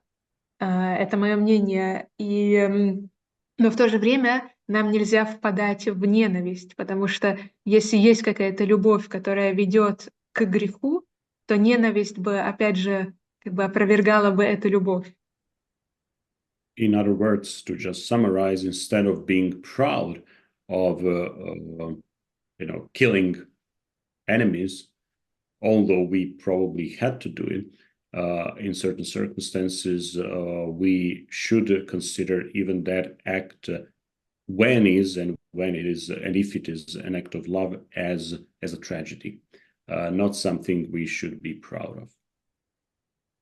Другими словами, вместо того, чтобы как бы гордиться этим актом убийства, очень важно даже в этой ситуации, даже если это как бы любовь, которая двигает нас к убийству, нам нужно смотреть на эту ситуацию, на это убийство, как на трагедію. В мене дуже сумбурне питання, але я відчуваю майже духовну необхідність його задати. Тому, по-перше, я хочу дуже сильно подякувати вам за вашу роботу, тому що дуже багато з речей цієї роботи, вони співпадали з моїм життєвим досвідом, і це було майже містично. В вашому останньому розділі вашої роботи ви кажете про необхідність зречення будь-яких форм, які створюють зону комфорту, як то раціональність. Бо ці всі форми, вони окреслюють неспроможність перед позаісторичною подією порятунку світу. І у зв'язку з цим мені б хотілося сказати наступне. Мені здається, що є позиції, коли ми зближуємося зі світом, не в ім'я влади та монархії, але коли ми зближуємося для того, щоб це стало свідченням про те завдання, яке визначає сутність присутності людини у світі. Наприклад, в цьому полягає суть освіти, коли зближення з предметом виходить далеко за цей предмет у проблематику. У цьому полягає суть мистецтва, коли людина перетворюється з пасивного, з агента на слухаючого. І мені здається, що в цьому полягає суть політики, бо політика дарує нам відчуття недостатності, про яке ви дуже докладно пишете у своїй роботі. Але мені здається, що тільки справжнє, повне життєве управління може мати таке свідчення для зануреного в політику по-справжньому. І у зв'язку з цим моє питання – це, чи думаєте ви в самому серйозному сенсі вдячності, а не в контексті відчаю, про сучасну політику як про джерело вашої анархічної візії?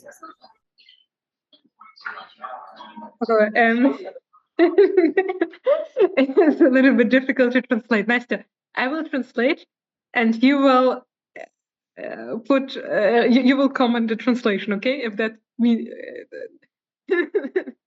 So first of all, I want to thank you very much for your work because it collided with a lot of what I was thinking about, and reading your book was sometimes also almost like a mystical experience. But I wanted to ask you about something that you say in your last chapter. You say that we have to, Nastya, do you mean, what do we need to do with the forms? That's something I didn't hear. Что нам нужно делать с этими формами?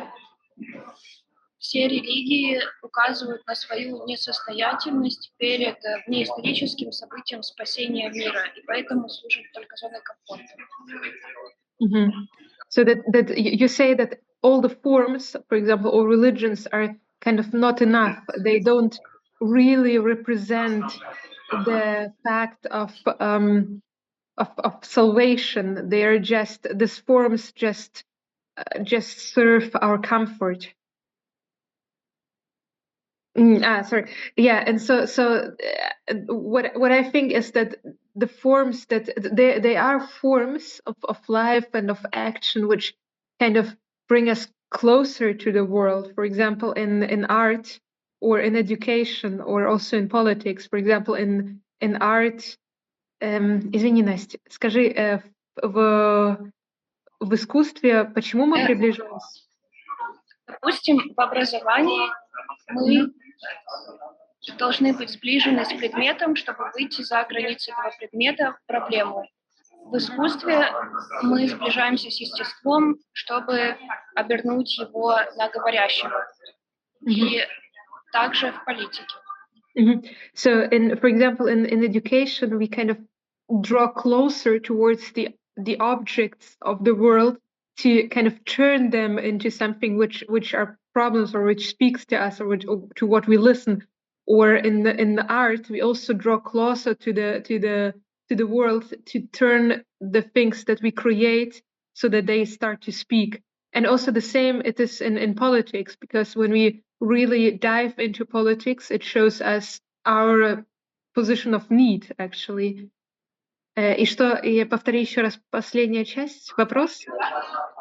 В этом смысле думаете ли вы о современной политике в контексте благодарности как об источнике вашей анархической визии?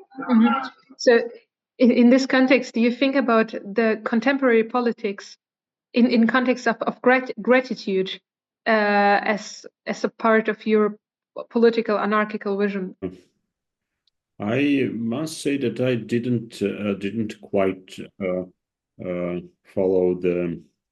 It's difficult to make sense of the question. So, do I think that of the current political world politics as the connection like between, first of all, the forms, I didn't catch the forms of what?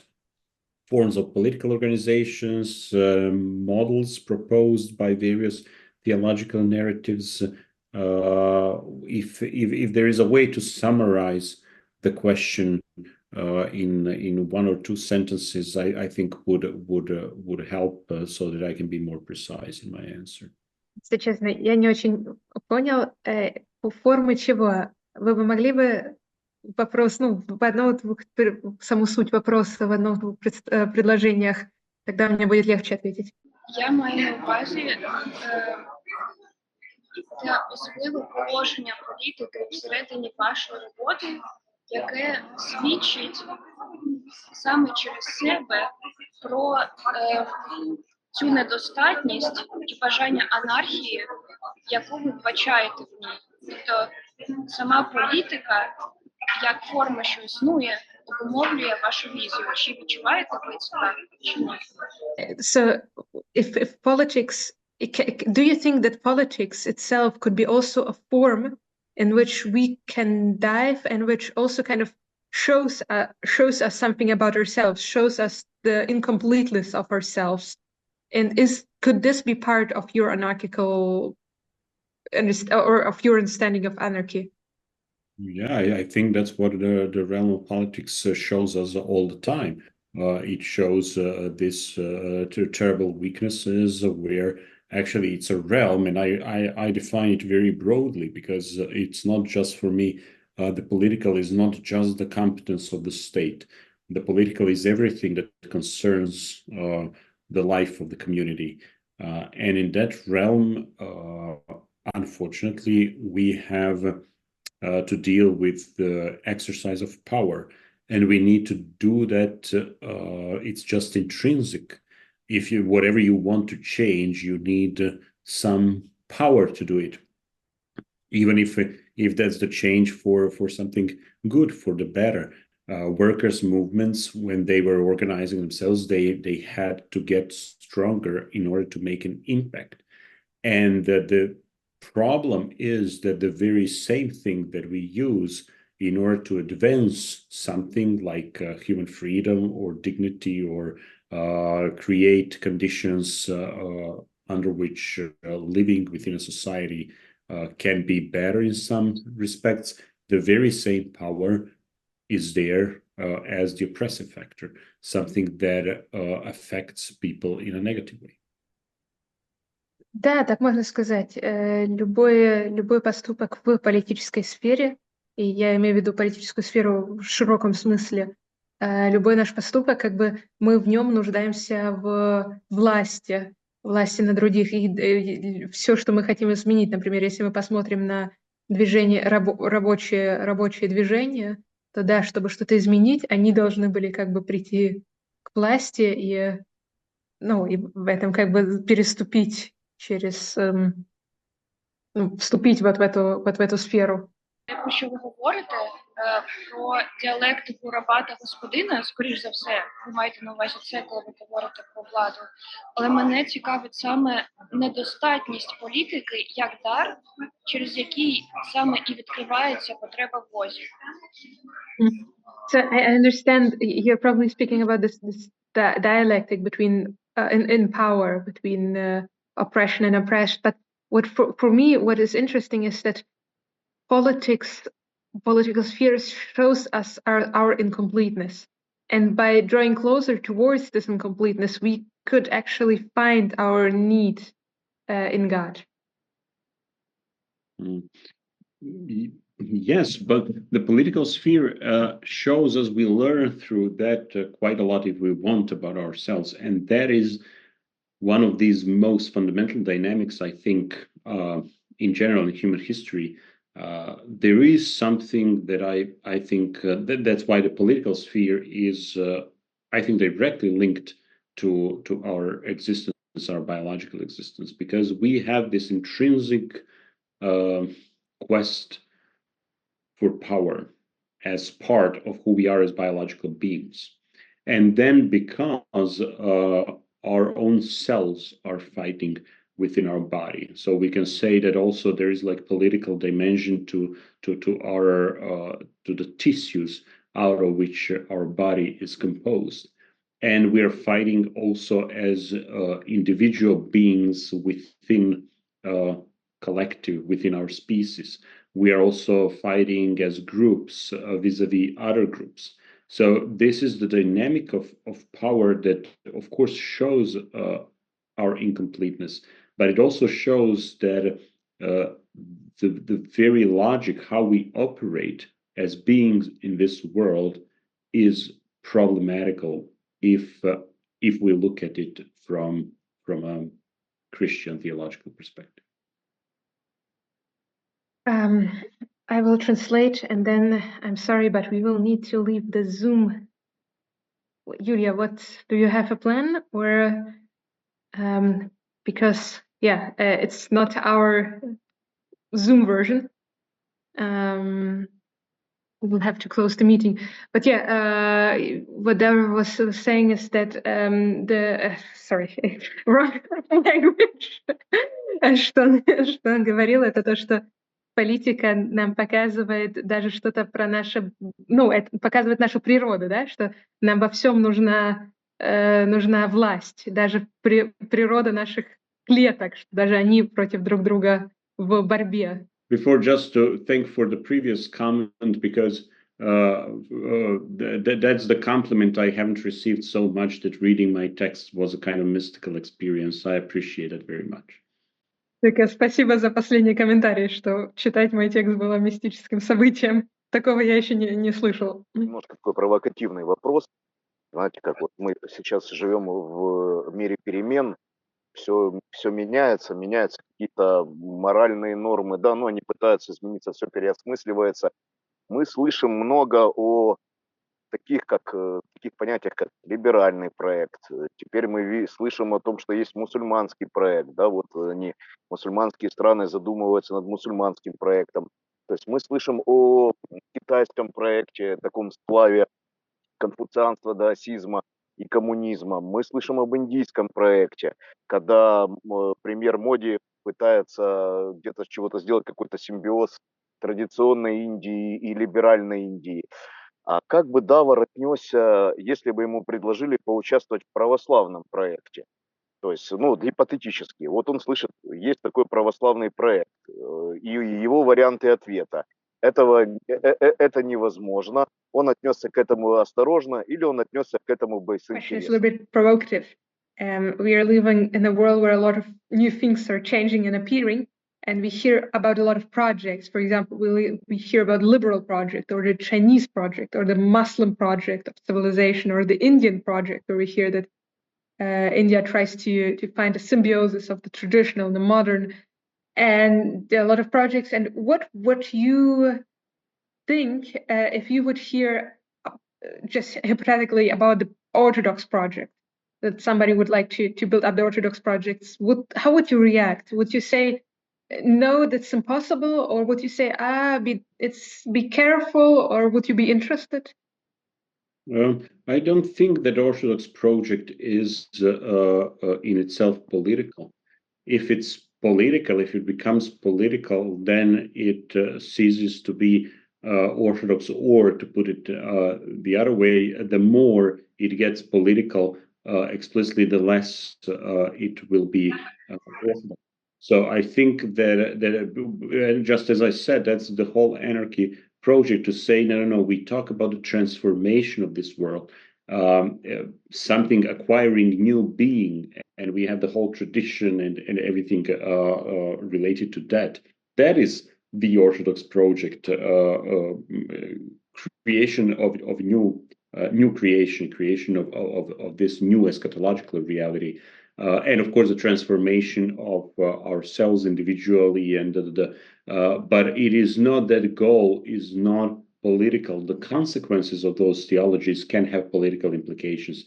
Political context can, of course, influence our way of thinking and acting and all of that, but in itself, that project is metaphysical, it's not political. When you said there are these different individual projects, yes, there are, but what gets confused through advancing these different projects, like, there is this one, there's that one, is a more fundamental reality that we need to confront and to challenge. Again, not because there is a specific theological message there, but because if we are interested in the survival of the species, and that's the capitalist project, because the capitalist project is both liberal and Chinese and Russian and Indian and all of those. And those various power structures from different cultures actually very easily find ways to coexist and absorb the capitalist logic and create narratives that justify capitalism. I think that is by far the most destructive and the most dangerous thing we are facing now and over the last couple of centuries. And there are structural reasons for that. And I think we can, of course, unpack that. There are much more useful tools than theology if we are interested in that, fighting back the capitalist logic and the capitalist system. But of course, we can do that. Also, there is no harm. I don't see any harm if someone confronts that question out of their metaphysical interests or love for another human being. Whether that should be transformed in a concrete political program as a political party, Orthodox political party, I don't know, maybe under some circumstances senses that might make sense. But again, I would warn against that sectarian quality that very often arises once we turn particular religious teachings into particular political entities or particular political programs. Okay, длинный ответ, но я попробую. Я бы не сопротивлялся, потому что, в принципе, для меня православный проект — это не политический проект. Существует православный проект — это именно про преображение жизни, про нашу трансформацию нашей жизни как бы в направлении, в социологической перспективе. И я бы сказала так, чем больше этот проект становится политическим, тем менее он остается православным. А насчет всех этих проектов, которые вы назвали, китайские и все остальные, я бы сказала, что есть, если мы смотрим только на них, то мы пропускаем, что есть более фундаментальный, более большой и опасный проект, это капиталистический. И все вот эти отдельные, это как бы проекты, которые пытаются оправдать, скрыть именно вот этот большой глобальный капиталистический проект.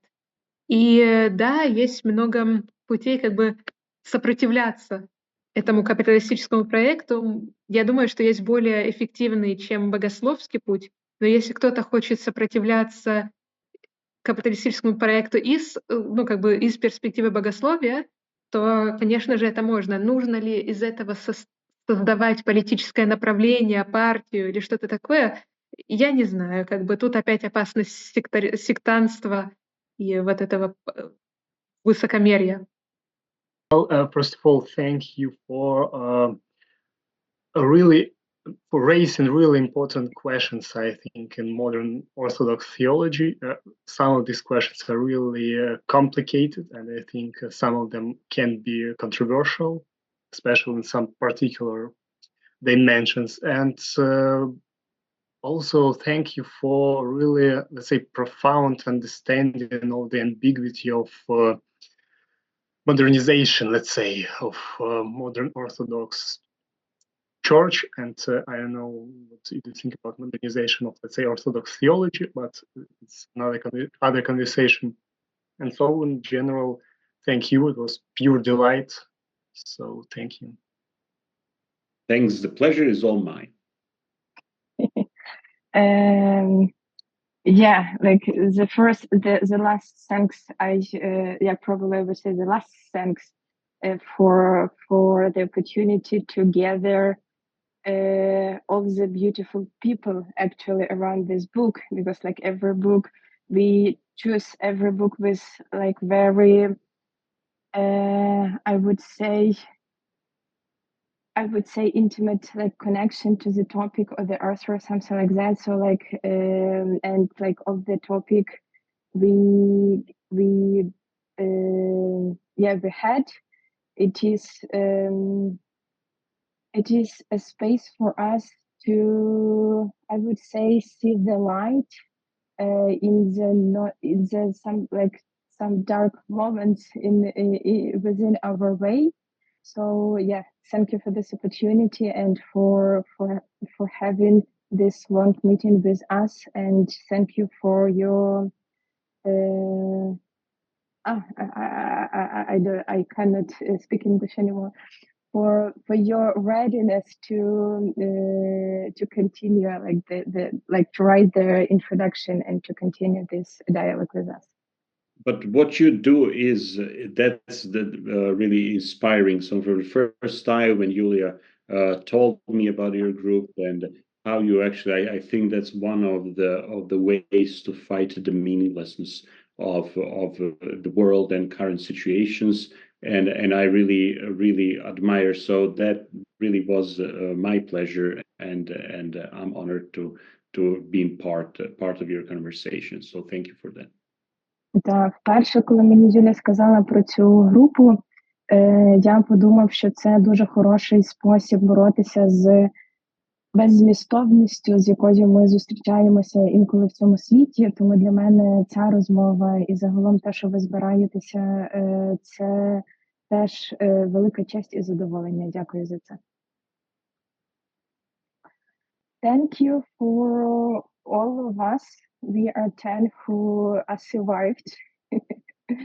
Yeah, and see you very soon, reading in different conditions. Have a good evening Friday, actually.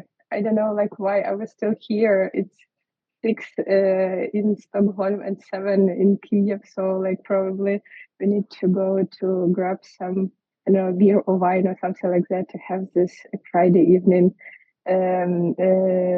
Even funnier that it was 3 last hours.